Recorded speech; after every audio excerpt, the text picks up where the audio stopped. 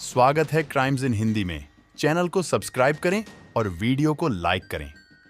राजस्थान मारवाड़ में अफीम तस्करी से होती मोटी कमाई के चलते कई गैंगों में वर्चस्व की लड़ाई शुरू हो चुकी है, जिसके कारण क्षेत्र में अफीम डोडा पोस्त की तस्करी के वर्चस्व को लेकर सक्रिय गैंगों के बीच लड़ाई झगड़े विकराल रूप लेते जा रहे हैं, जिसके कारण क्षेत्र में आए दिन लड़ाई झगड़े व हत्याएं होना आम बात हो चुकी है। मारवाड़ में इस वक्त राजू मांझू के गैंग के अलावा दूसरे नंबर पर श्याम पूनिया, तीसरे नंबर पर कैलाश मांझू, चौथे नंबर पर अनिल मांझू और पांचवें नंबर पर मांगीलाल नोखड़ा का गैंग सक्रिय है। ये पांचों ही गैंग राजस्थान की सूर्य नगरी जोधपुर के माने जाते हैं, जिनका सिक्का राजस्थान ही नहीं बल्कि देश के कई हिस्सों में भी चलता है। इन गैंग संचालकों का अफीम तस्करी से लेकर राजनीति के साथ ही अपराध की दुनिया से भी बहुत ही नजदीकी का रिश्ता रहा है, जिनकी दहशत पूरे राजस्थान में गूंजती है। राजू मांझू जोधपुर जिले के लोहावट तहसील के जंबहेश्वर गांव का निवासी है। राजू मांझू का नाम भले ही अपराध से जुड़ा हुआ है, लेकिन उसके प्रति लोगों का नजरिया कुछ अलग हटकर है। राजू मांझू का नाम एक समाज सेवी के रूप में भी सामने आता है। राजू मांझू ने प्रण लिया कि वर्ष 2025 तक कोई भी आवारा गाय सड़क पर नहीं दिखेगी। गैंगस्टर्स की दूसरी लिस्ट में नाम आता है श्याम पूनिया का। श्याम पूनिया जोधपुर जिले के भियासर गांव का निवासी है। श्याम पूनिया ने ही गैंग 077 की नींव रखी थी, जिसके अपराध की दुनिया में कदम रखते ही उसका वर्चस्व पूरे मारवाड़ में फैल गया था।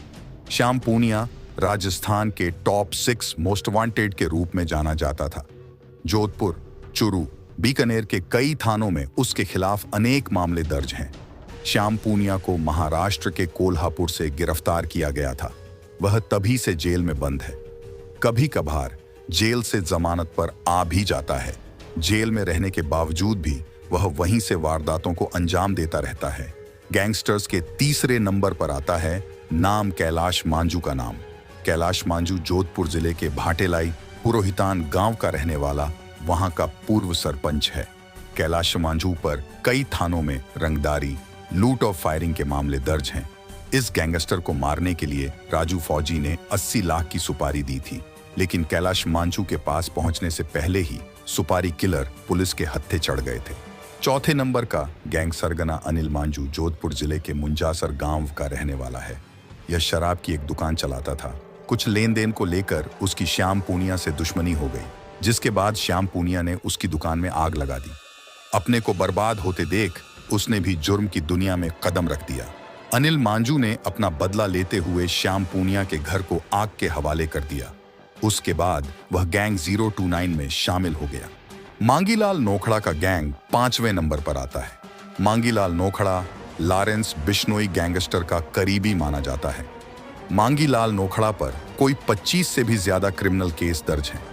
कई बार वह पुलिस की आंखों में धूल झोंक कर फरार हो चुका था, लेकिन कुछ ही दिनों बाद मध्य प्रदेश में एक मुठभेड़ के दौरान उसे गिरफ्तार कर लिया गया था।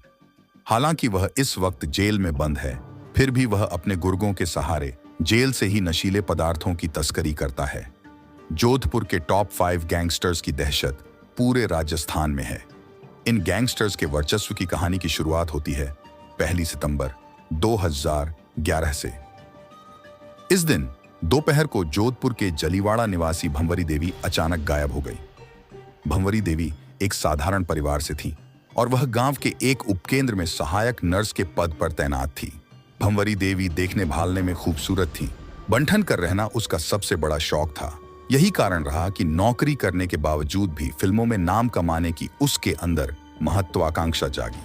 उसी महत्वाकांक्षा के चलते वह कभी कभी बीच में ही नौकरी छोड़कर राजस्थानी फिल्मों की शूटिंग पर चली जाती थी, जिसके कारण ड्यूटी से गायब रहने के कारण उसे सस्पेंड कर दिया गया। भंवरी देवी की राजनीति में भी अच्छी पहुंच थी। उसी पहुंच की बदौलत उसने नेता मलखान सिंह और मंत्री महिपाल मदेरणा की मदद से अपने सस्पेंड को रद्द करवा लिया था। दोनों नेताओं से नजदीकियों के चलते भंवरी देवी पर ग्लैमर से ज्यादा राजनीति का नशा चढ़ने लगा था। भंवरी देवी के अचानक गायब होते ही उसके परिवार में भूचाल आ गया। गुप्त सूत्रों से पता चला कि भंवरी देवी का अपहरण हुआ था।